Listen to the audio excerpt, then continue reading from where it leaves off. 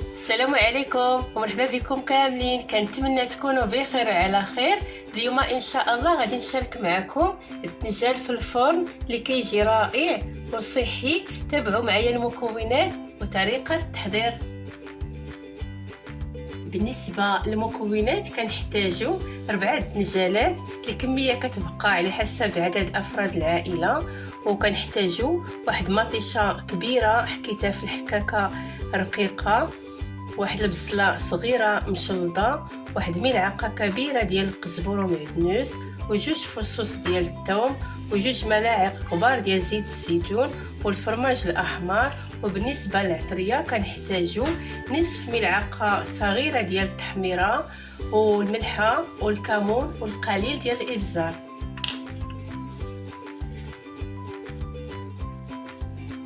بسم الله على بركه الله. بالنسبه للطريقه كناخذوا الدنجال اللي غسلناه مزيان، غادي نقطعوه على شكل طولي.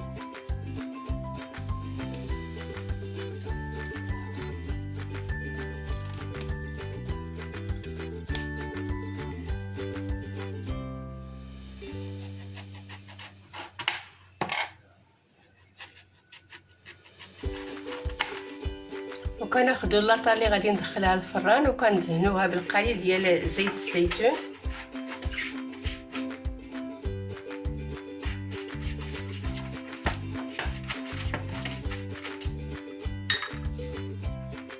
وغادي نوضع فيها هذا الدنجال بهذه الطريقه.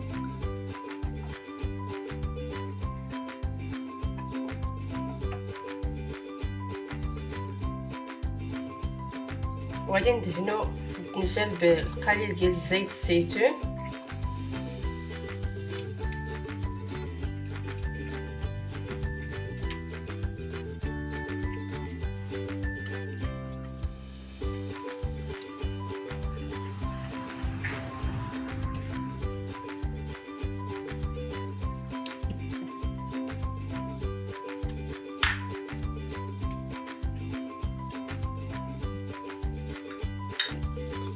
وغادي ندخلو الفران واحد 10 ديال الدقائق ونتلاقاو ان شاء الله. ودابا غادي نوجد لاصوص. اول حاجه غادي ندير زيت الزيتون، 2 ملاعق كبار ديال زيت الزيتون، والبصله صغيره، والطماطم،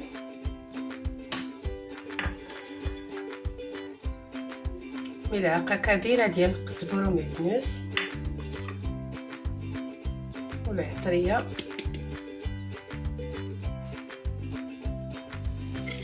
وغادي نضيف الثومه، 2 فصوص ديال الثوم،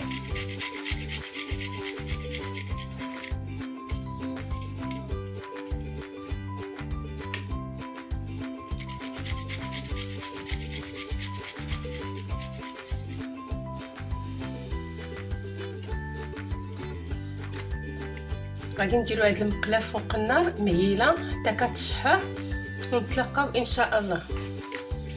هي تشحرات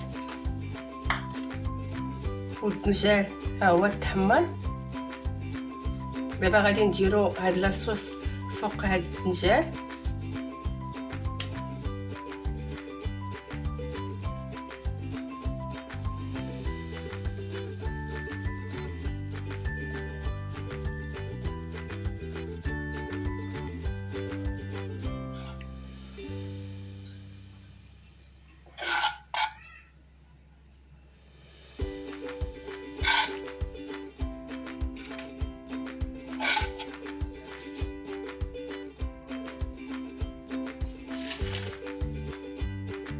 ودابا غادي ندير الفرماج الاحمر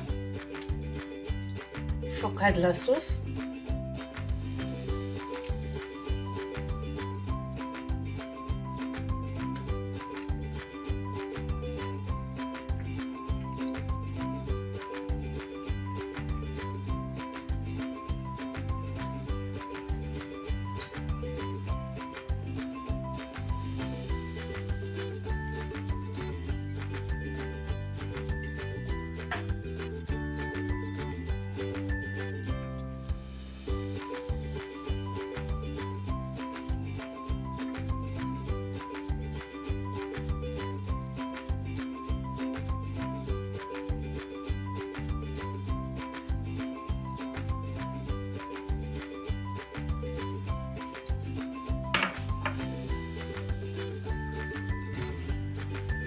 هذا هو الشكل النهائي ديال الدنجال في الفرن اللي كيجي رائع وصحي. كنتمنى الوصفه تنال اعجابكم وتجربوها، والى وصفه جديده ان شاء الله.